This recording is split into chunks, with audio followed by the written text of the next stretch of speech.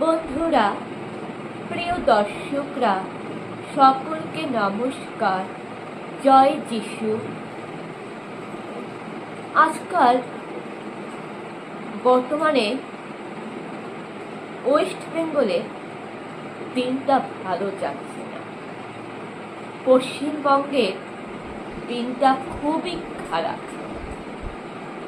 মেয়েদের নিরাপত্তার একটা দুশ্চিন্তার বিষয়।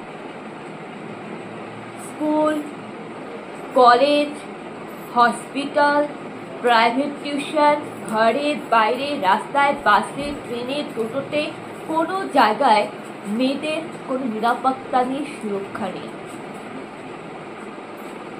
একটার পর একটা অঘটন ঘটেই চলেছে। আগে ছিল কামুদিনী, পার্ক স্ট্রিট, মধ্যমগ্রাম, হাঁসখালি, সন্দেশখালি, তারপরে ওই ধূপগুড়ি, চোপড়া, শিলিগুড়ি, এইগুলোর কেস ঘটে চলেছে, কিন্তু অপরাধী সাজা হয়নি। এক একটা নারী নির্যাতনের ঘটনায় নেতা মন্ত্রীরা নারীদের দিকেই আঙ্গুল তুলেছে।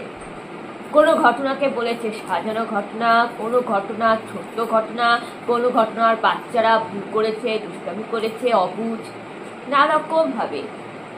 আবার হাঁসখালির ঘটনায় বলা হয়েছিল লাভ অ্যাফেয়ার চলছে, আবার বলা হয়েছিল মেয়েটি নাকি প্রেগনেন্ট। এইভাবে চলতে চলতে যখন আর্জি করে সেই অভয়া দিদির ওপর যখন অ্যাটাক হয়, যখন তাকে রেপ করে গণধর্ষণ করে তাকে খুন করা হয়, তখন কি বলা হলো যে মেয়েটি তো ফিরে আসবে না, তাকে 10 লক্ষ টাকার অনুদান দেওয়া হচ্ছে অসহায় সন্তানহারা মা বাবাকে। অভয়া দিদির মা বাবাকে 10 লক্ষ টাকার অনুদান, মানে টাকা দিয়ে অপরাধীর আড়াল করা, অপরাধীর যাতে সাজা না হয়, যাতে সঠিকভাবে ন্যায় জাস্টিস না হয়, তার জন্য সেই অসহায় নিঃসন্তান, সেই একমাত্র মেয়ে হারানো সেই অভয়া দিদির মা বাবাকে টাকা দিয়ে মুখ বন্ধ করতে চেয়েছিল এই দুর্নীতিবাজ সরকার। অপরাধীদের আড়াল করার চেষ্টা করছিল, আর অপরাধীর বিচার হয়নি। একটার পর একটা নারী নির্যাতন ঘটে চলেছে, অপরাধীর কোনো বিচার হয়নি। অপরাধীর জামিন পেয়ে যাচ্ছে, জামিন পেয়ে গেল, যার ফলে এখন বর্তমানে এই অরাজকতা, এই অনাচার রামপুরহাটের এক স্কুল টিচার, সে তার ছাত্রীকে, ক্লাস 7-এ পড়া একটা আদিবাসী ছাত্রীকে ক্লাস 7-এ পড়া, তাকে রেপ করে টুকরো টুকরো করে, দেহ কেটে টুকরো টুকরো করে খুন করে বস্তায় ভরেছে। আর পাঁশকুড়া সুপার স্পেশালিটি হসপিটালে একটা হেলথ কর্মীকে রেপ করার চেষ্টা। ভাবো, যদি সঠিক বিচার হতো, যদি কামুদিনী কাণ্ডের যদি অপরাধী সঠিক বিচার হতো, যদি অপরাধী যদি জামিন না পেত, যদি আরজিকর কেসের মূল অভিযুক্তরা যদি ধরা পড়তো, তাদের কঠিন থেকে কঠিনতম যদি শাস্তি হতো, যদি অভয়া দিদি যদি বিচার পেত, তিলোত্তমার যদি ন্যায় বিচার হতো, তাহলে মানুষ এরকম জঘন্য অপরাধ করার আগে দুবার ভাবত। অপরাধী ভয় পেত, মানুষ অপরাধ করার ভয় পেত, কিন্তু অপরাধী জামিন পেয়ে গেছে, অপরাধীর বিচার হয়নি, অপরাধীর সাজা হয়নি, যার জন্য মানুষ প্রশ্রয় পেয়েছে অন্যায় করার। তার ফলেই এই রামপুরহাটে একটা নাবালিকার বস্তাবন্দি দেহ উদ্ধার। অভিযোগ কার দিকে? দায়টা কার? টিচারের দিকে। আর এইদিকে সুপার স্পেশালিটি হসপিটালে এক কাণ্ড। আর জিকরের কেস 1 বছর হয়েছে না হতেই এখন সুপার স্পেশালিটি পাঁশকুড়ার কাণ্ড। মনে হয় না যেটা একেবারে অসুর দানবদের রাজ চলছে।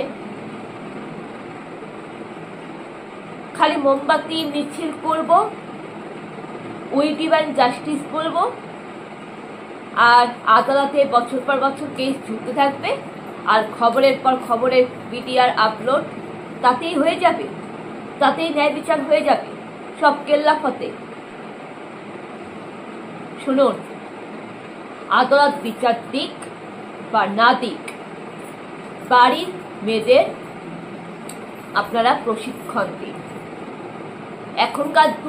এখনকার দিনে বাড়ির মেয়েকে বলবেন না যে তুই জোরে কথা বলবি না, তুই আস্তে কথা বলবি, তুই বাড়ির মেয়ে, তুই চুপচাপ থাকবি, শান্ত থাকবি, মুখে কথা বলবি না, লক্ষ্মী থাকবি। এইসব দিনকাল বাদ দিন। এখন বাড়ির মেয়েদের মা কালী, মা দুর্গা তৈরি করুন। এখন থেকে মনে রাখবেন যে বাড়ির মেয়েরা গলা আওয়াজ করে চিৎকার করবে। বাড়ির মেয়েদের গলা আওয়াজ করে চিৎকার করতে নেই, অন্তত অন্যায় অপরাধের বিরুদ্ধে। বাড়ির মেয়েদের বীর যোদ্ধা তৈরি করুন।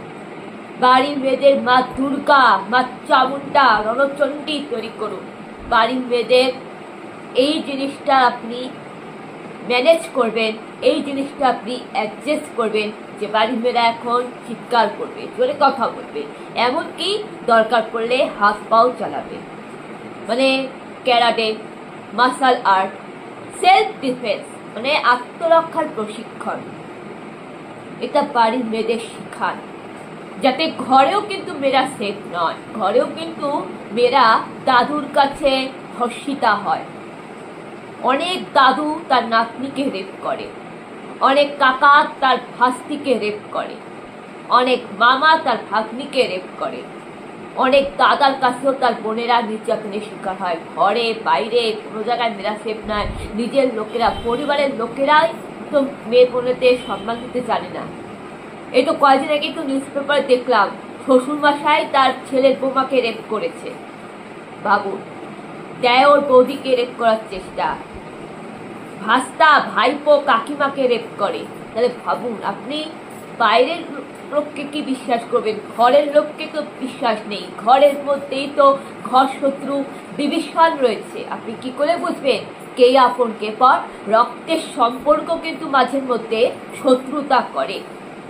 তাই ঘরের মধ্যেও মেয়েদেরকে সেফ প্রোটেকশন চাই, ঘরের মধ্যেও মেয়েদের আত্মরক্ষা চাই, ঘরের মধ্যেও মেয়েদের একটা সেফ প্রোটেকশন, আত্মরক্ষা দরকার। তার জন্য ছেলে মেয়েদের উচিত, প্রত্যেকটা মা বাবাদের উচিত কন্যা সন্তানকে 5 বছর বয়স থেকে শুরু করে, একটা বাচ্চা, একটা শিশু বয়স থেকে শুরু করে তাকে ক্যারাটে শেখাও, তাকে মার্শাল আর্ট শেখাও, তাকে লাঠি খেলা শেখাও, তাকে দুর্গা তৈরি করো, এবং সেই 5 বছর বয়সের কন্যা সন্তানদেরকে এই গুণটা রাখতে দাও যে তারা চিৎকার করবে, জোরে কথা বলবে, তারা অন্যায়ের বিরুদ্ধে প্রতিবাদ করবে, দরকার পড়লে এরকম ধর্ষণ, নারী নির্যাতন নামক অন্যায় দেখলে তারা চিৎকার করবে, মা দুর্গার মতো, সিংহের মতো গর্জন করবে, এবং তারা হাত পা চালাবে, ক্যারাটে শিখবে, মার্শাল আর্ট শিখবে, দরকার পড়লে 2-4টা ঘা দিয়ে দেবে নিজের আত্মরক্ষার জন্য, নিজের আত্মরক্ষার জন্য। এইভাবে ছেলে মেয়েদের তৈরি করুন যাতে কোনো কাকু, কোনো মামা, কোনো পরিবারের আপনজন, কোনো ভাইপো ভাস্তা বা কোনো বয়সের ছোট বড় অথবা কোনো বুড়া বুড়ি বা যে কোনো পেশার, সে স্কুল টিচার বলো, ডাক্তার বলো অথবা পুলিশ বলো, যে কোনো পেশার, যে কোনো জীবিকার ছেলে বা কোনো পুরুষ যদি কোনো বাচ্চা শিশুকন্যা, কোনো বাড়ির বোন, কোনো বাড়ির মা, কোনো মহিলা বা কোনো মেয়ের ইজ্জতহানি, সম্মানহানি অথবা তার ক্ষতি করার অসৎ উদ্দেশ্য নিয়ে তার গায়ে হাত দিতে আসলে যেন সেই হাতটা ভেঙে দিতে পারে, সেই হাতটা কেটে ফেলতে পারে। এইভাবে আপনার মেয়েদেরকে তৈরি করুন, বীর যোদ্ধা তৈরি করুন, ঝাঁসির রানী লক্ষ্মীবাই তৈরি করুন, যাতে কোনো বয়স